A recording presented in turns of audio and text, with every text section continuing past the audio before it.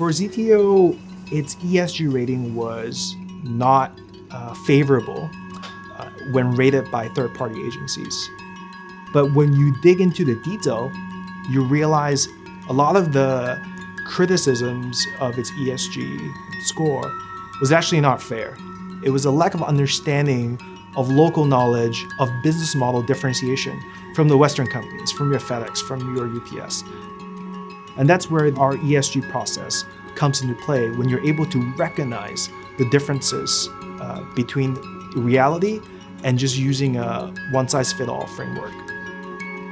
At Fidelity, we do engagement with a lot of companies, especially regarding ESG areas, because we believe in the prosperity of sustainably managed companies in the long term. ZTO is a logistics company. Specifically, it does express delivery parcels. Last year alone, China delivered more than 83 billion parcels, and ZTO makes up about a fifth of that. So it delivers more parcels than FedEx, DHL, and UPS combined. As a China-focused portfolio manager, I'm interested in ZTO because express industry is a highly growth industry. I do see a lot of opportunities there. And ZTO is probably the best operated company in the express industry in China. The ESG engagement with the company helps me to understand how important they put ESG in their daily operation and how sustainable the business is.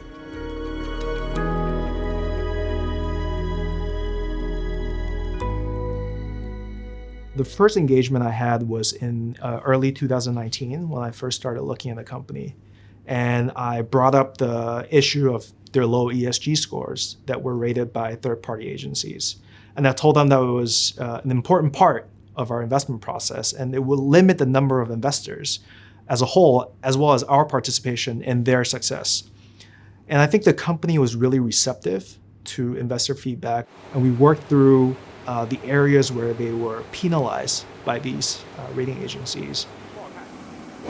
We've gained valuable knowledge from Fidelity's sharing and put a lot of their experience to use based on our local business conditions. For one particular rating agency, their score was raised from a laggard rating to now what they call a low-risk rating. And I think what was most encouraging for ZTO was when they linked their management compensation and management incentives to ESG metrics.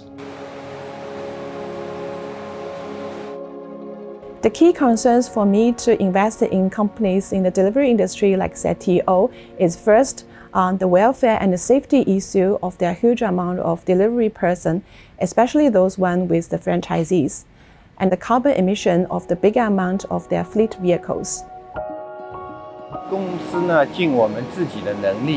We have set up an internal fund for ZTO delivery workers and their family members.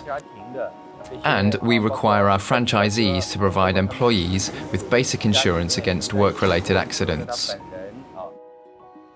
Express delivery is a highly competitive industry in China, so I wanted to know how the business justifies prioritizing ESG. How do ZTO square the higher costs of improving sustainability practices? Environmental measures can actually lower our costs. For example, our trucks cause much less carbon emissions than air transportation. In addition, we're trying trains and ships to cut emissions and reduce costs at the same time. We've been using electric fleets for the entire collecting and delivery processes. The most impressive thing that I have found is the caring about ESG from top down. They established an ESG committee where a lot of board members are actually the members of the ESG committee. Mr. Jing, he thinks that CGP, community group purchase, will change the whole supply chain of the grocery business because it literally cultivates a new planned consumption mode.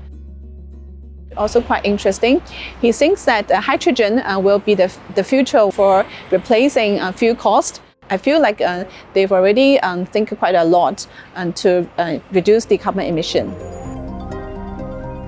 During the visit to ZTO, we suggested a couple of things they can do to further improve the ESG practice. First, to extend their carbon matrix related reporting to franchised operation. Second, to disclose more safety and health issues for their employees. When ZTO takes a leadership position in saying, I need my boxes to be biodegradable, and I disclose quantitatively on my emissions and my environmental impact, it sets off a chain reaction for the rest of the industry to take it seriously as well. So after ZTO published its first ESG report, you see competitors start to publish their own ESG report. By engaging ZTO, we feel that we can engage the entire industry by getting the market leader to make the first move. The most impressive takeaway from the visit is clean energy like hydrogen will help solve the carbon emission problem. And autonomous driving is going to improve the efficiency of the operation in the delivery business a lot. So the visit is actually making me more positive in investing in the delivery business in China.